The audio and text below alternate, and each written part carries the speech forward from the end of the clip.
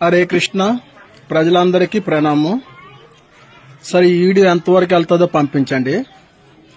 ఎందుకంటే ఇచ్చాపురం నాది గ్రామము, ఇచ్చాపురం మండలము. ఇప్పుడు నా కరెంటు బిల్లు ఇంతకుముందు ఏ ప్రభుత్వం అయినా సరే 150, 200, మా అయితే 300 బిల్లు వచ్చేది. అనాడిది ఇప్పుడు ఈ ప్రభుత్వంలోన నాకు 700, 1000 రూపాయల బిల్లు వచ్చున్నది. ఏసీలు ఉన్నోడు కనుక లేదు ఆ బిల్లు, సరేనా? కాకపోతే ఈ ప్రభుత్వం ఎవడమ్మ మొగుడు సొమ్ము దోసుకుని తినేస్తుంది. ఈ కూటమి ప్రభుత్వము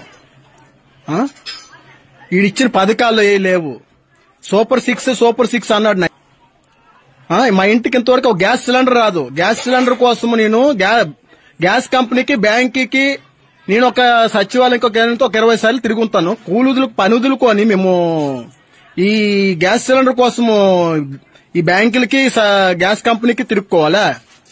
లేకపోతే ఈ ప్రభుత్వం ఇంటింటికాడికి వచ్చి కూటమి ప్రభుత్వము మాకు అలా సూపర్ 6 ఇస్తామని అన్నారు. ఇప్పుడు ఏమొచ్చి కరెంట్ బిల్ రోజుకి 100 సార్లు 50 సార్లు కరెంట్ బిల్ తీస్తున్నాడు. కరెంట్ బిల్ ఏం కోసం కరెంట్ తీస్తున్నాడు? జటక కోసమా? లేకపోతే ఈ ప్రజల మీద వేసి నాయకులు దోసుకుని కోసమా? ఇది మాత్రము నాకు ఈ వీడియో ఎంతవరకు వెళ్తే అంతవరకు పంపించండి. దీనికోసం ప్రభుత్వము, ఏ ప్రభుత్వం అయినా సరే దీనికి యాక్షన్ తీసుకోవాలి.